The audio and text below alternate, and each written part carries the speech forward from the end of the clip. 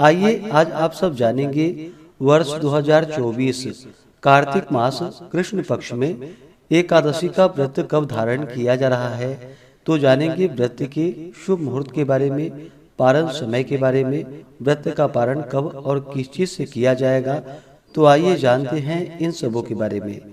कार्तिक मास कृष्ण पक्ष में पड़ने वाली एकादशी को रमा एकादशी के नाम से जाना जाता है। आप सभी भक्तों को रमा एकादशी व्रत की ढेर सारी शुभकामनाएं।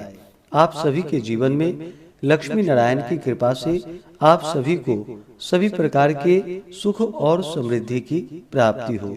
एकादशी का व्रत भगवान विष्णु और भगवान श्री कृष्ण को अति प्रिय होता है। प्रत्येक माह के कृष्ण पक्ष और शुक्ल पक्ष की एकादशी तिथि के दिन एकादशी का व्रत धारण किया जाता है। इसे एकादशी या 11 व्रत के नाम से जाना जाता है।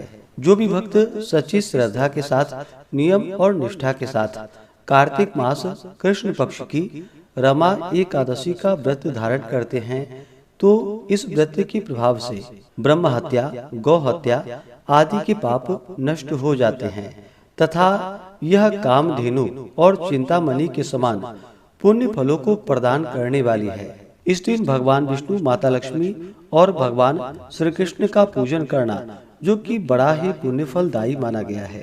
कार्तिक मास कृष्ण पक्ष की एकादशी तिथि प्रारंभ समय जो कि 27 अक्टूबर 2024 दिन रविवार सुबह 7:25 और एकादशी तिथि की जो समाप्ति है वह 28 अक्टूबर 2024 दिन सोमवार सुबह 7:52। तो हमें शुद्ध रूप से एकादशी व्रत के लिए जो समय प्राप्त हो रहा है, तो सभी भक्तजन 28 अक्टूबर 2024 दिन सोमवार को व्रत धारण करेंगे। 10वें दिन के नियम का पालन 27 अक्टूबर को करेंगे। 28 अक्टूबर को एकादशी का व्रत धारण करेंगे और 29 अक्टूबर को व्रत का पारण किया जाएगा। एकादशी व्रत का पारण हरिवासर समाप्त होने के बाद करना चाहिए। हरिवासर का समय द्वादशी तिथि का पहला चौथाई हिस्सा हरिवासर का होता है। तो द्वादशी तिथि की जो समाप्ति है वह 29 अक्टूबर 2024 दिन मंगलवार सुबह 10:33 पे द्वादशी तिथि समाप्त है। तो व्रत का पारण 29 अक्टूबर 2024 दिन मंगलवार को किया जाएगा। पारण का समय सुबह 6:31 से सुबह 8:44 तक। इस व्रत का पारण जो कि बिल्व दलेन या तुलसी दलेन पारण यानी कि बेलपत्र से या तुलसी दल से व्रत का पारण किया जाएगा। अगर यह संभव ना हो पाए तो आप जल फल दल से व्रत का पारण करें। एकादशी तिथि के दिन ब्रह्म मुहूर्त का समय सुबह 4:48 से सुबह 5:39 तक होगा। सूर्योदय का समय सुबह 6:03 और सूर्यास्त शाम 5:19। राहु काल का समय 28 अक्टूबर को सुबह 7:28 से सुबह 8:52 तक होगा और 29 अक्टूबर को दोपहर 2:30 से दोपहर 3:54 तक होगा। राहु काल समय के दौरान कोई भी शुभ कार्य या नया कार्य नहीं करना चाहिए, यह लाभकारी नहीं होता है, इस बात का ध्यान रखें। एकादशी तिथि के दिन नक्षत्र जो कि पूर्वा फाल्गुनी नक्षत्र दोपहर 3:24 तक होगा। उसके बाद उत्तरा फाल्गुनी नक्षत्र होगा। योग जो कि ब्रह्मा योग सुबह 6:48 तक। उसके बाद इंद्र योग होगा। इस दिन भगवान विष्णु, माता लक्ष्मी और भगवान श्री कृष्ण का पूरे विधि विधान के साथ पूजन करना चाहिए। इस दिन गंध पुष्प, धूप, दीप आदि से पूजा करनी चाहिए। भगवान को पीला पुष्प, पीला चंदन अर्पित करनी चाहिए।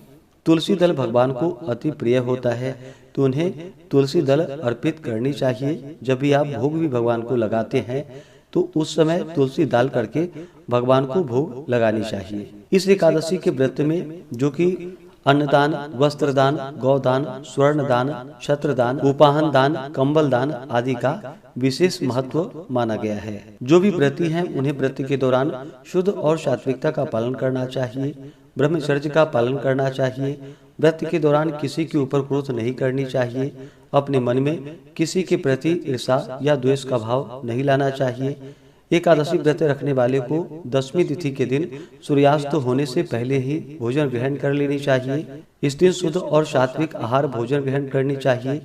चावल ग्रहण नहीं करनी चाहिए। दशमी तिथि के दिन दशमी की रात्रि एकादशी व्रत का स्मरण करते हुए भगवान विष्णु के नामों का स्मरण करते हुए सोना चाहिए और एकादशी की सुबह ब्रह्म मुहूर्त में उठ करके नित्य क्रियाओं से निवृत्त होकर के गंगा नदी में या घर के नहाने के पानी में थोड़ा सा गंगा जल मिला करके स्नान करना चाहिए।